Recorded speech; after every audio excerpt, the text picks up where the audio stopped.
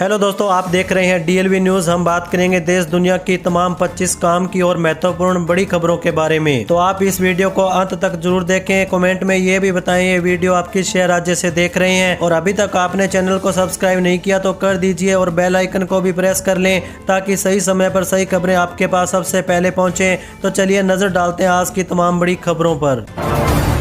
देखिए, पहली सबसे बड़ी खबर, हर महीने की तरह मार्च 2026 में कई बड़े बदलाव होने जा रहे हैं जिसका सीधा असर हमारी जेब पर देखने को मिलेगा।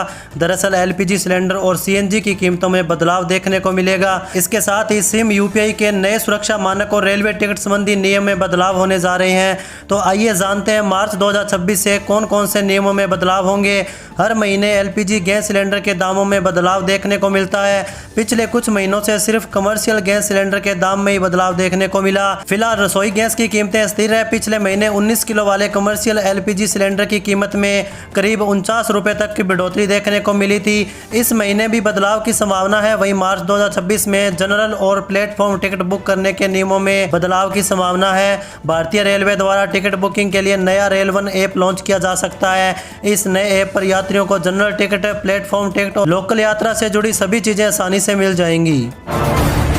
वहीं देखिए, सरकार ने 14 साल की किशोरियों के लिए मुफ्त HPV टीकाकरण अभियान शुरू किया जिसका शुभारंभ प्रधानमंत्री मोदी ने अजमेर से किया। यह टीका सर्वाइकल कैंसर से बचाव के लिए होगा। यूविन प्लेटफॉर्म से निगरानी होगी और माता पिता की सहमति भी इसमें अनिवार्य होगी।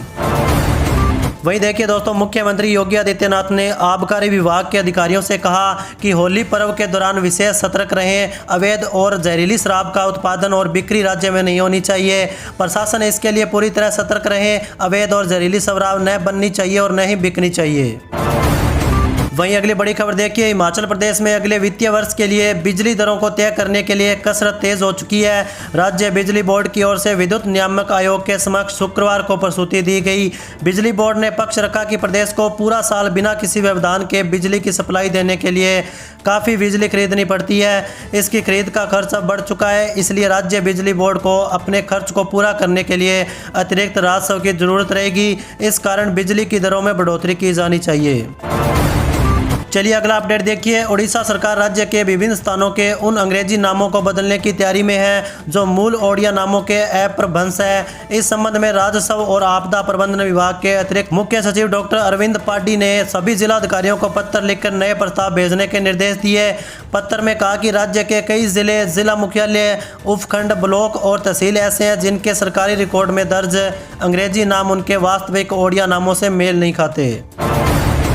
इसी के साथ आगे देखिए, मुख्यमंत्री पुष्कर सिंह धामी ने धार्मिक पर्यटन, ग्रामीण सशक्तिकरण और आधारभूत ढांचे के विस्तार को प्राथमिकता देते हुए वित्तीय स्वीकृतियां प्रदान की है। मुख्यमंत्री ने मां नंदा राजदात की तैयारियां, त्रिस्तरीय पंचायती राज संस्थाओं को वित्तीय हस्तांतरण तथा विभिन्न विकास योजनाओं के लिए कुल लगभग 126.83 करोड़ रुपए की धनराशि दी है।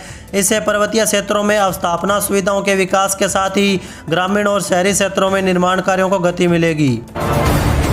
वहीं अगली बड़ी खबर देखिए, बंगाल सरकार की बेरोजगारी भत्ता योजना युवा साथी के लिए 81 लाख से अधिक आवेदन जमा हो चुके हैं। यह 30 लाख के प्रारंभिक लक्ष्य से लगभग 2.5 गुना है। गत 15 फरवरी को शुरू की गई इस योजना का उद्देश्य राज्य के शिक्षित बेरोजगार युवाओं को आर्थिक सहायता प्रदान करना होगा। इसके तहत सरकार की ओर से 21 और 40 वर्ष की आयु के पात्र युवाओं को 1 अप्रैल से प्रति माह 1500 रुपये की वित्तीय सहायता प्रदान की जाएगी। चलिए अगला अपडेट देखिए, केंद्र सरकार ने साइबर फ्रॉड पर अंकुश लगाने के क्रम में सिम बाइंडिंग नियमों पर सख्त रुख अपनाया। अब 1 मार्च यानी कल से किसी भी मोबाइल पर बिना सिम कार्ड के व्हाट्सएप का संचालन संभव नहीं होगा। 1 मार्च से जब कोई शख्स मैसेजिंग ऐप को सिम बाइंडिंग से कनेक्ट करेगा तो ऐप सिर्फ उसी डिवाइस पर ओपन होगा जिसमें वो रजिस्टर सिम लगा हुआ है। फ़ोन से सिम हटाने पर ऐप भी काम करना बंद कर देगा। वहीं देखिए दोस्तों, राजस्थान के अजमेर में एक सभा को संबोधित करते हुए प्रधानमंत्री नरेंद्र मोदी ने कहा कि 2 साल पहले राजस्थान में भर्तियों में भ्रष्टाचार और पेपर लीक की खबरें अक्सर देखने को मिलती थी। अब राजस्थान में पेपर लीक बंद हो चुके हैं। दोषियों के खिलाफ सख्त कार्रवाई हो रही है। इसी मंच से राजस्थान के 21,000 से ज़्यादा युवाओं को अपॉइंटमेंट लेटर दिए गए। यह एक बड़ा बदलाव है। मैं राजस्थान में आप सभी को इस बदलाव के लिए, नई नौकरियों के लिए और सभी विकास कार्यों के लिए दिल से बधाई देता हूँ। इसी के साथ आगे बढ़ते हैं अपन खबरों में। देखिए, असम विधानसभा चुनाव में कांग्रेस की गौरव गोगोई को 2 सीटों से लड़ाने की तैयारी है। कांग्रेस गोगोई और मुख्यमंत्री हिमंत बिस्वा शर्मा के सामने भी लड़ाने की तैयारी कर रही है। कांग्रेस महासचिव प्रियंका गांधी असम चुनाव के लिए पार्टी की रणनीति बना रही है। वहीं देखिए, भारतीय जनता पार्टी ने अपनी चल रही परिवर्तन यात्रा के तहत 1 और 2 मार्च को पश्चिम बंगाल के विभिन्न हिस्सों में जनसभाओं का एक व्यापक कार्यक्रम तैयार किया। चुनावों से पहले पार्टी के प्रचार अभियान को धार देने के लिए कई केंद्रीय मंत्री, वरिष्ठ नेता और राज्य के नेता इन रैलियों को संबोधित करेंगे। भाजपा नेताओं के अनुसार सभी जनसभाएं दोपहर 2 बजे से शाम 6 बजे के बीच आयोजित की जाएगी।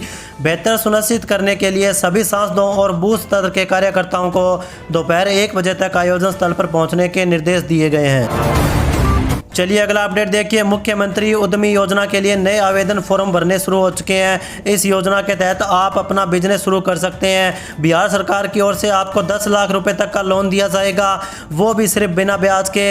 यही नहीं, आपको सिर्फ 5 लाख रुपए लौटाने होंगे। इस कमाल की योजना के लिए ऑनलाइन आवेदन 25 फरवरी से शुरू हो चुके हैं। आवेदन प्रक्रिया 15 मार्च 2026 तक खुली रहेगी। वहीं अगली बड़ी खबर देखिए, पीएम नरेंद्र मोदी ने अजमेर में कांग्रेस पर बड़ी टिप्पणी की। इस पर कांग्रेस के दिग्गज नेता अशोक गहलोत ने कड़ा जवाब दिया। अशोक गहलोत ने कहा कि मोदी जी अपने आप को देश से बड़ा बनाने की भूल मत करिए। अशोक गहलोत ने सोशल मीडिया अकाउंट एक्स पर लिखा कि आज अजमेर में प्रधानमंत्री नरेंद्र मोदी द्वारा कांग्रेस पर की गई टिप्पणी उनकी राजनीतिक हताशा का प्रतीक है। जिस विचारधारा ने आज़ादी की लड़ाई में नाखून तक नहीं कटाया, उनका गौरवशाली इतिहास वाली कांग्रेस पर देश बांटने जैसे आरोप लगाना न केवल आशापद है बल्कि वैचारिकता का प्रमाण है। मोदी जी, याद रखिए, आपका विरोध करना देश का विरोध करना नहीं है। अपने आप को देश से बड़ा मानने की भूल मत करिए।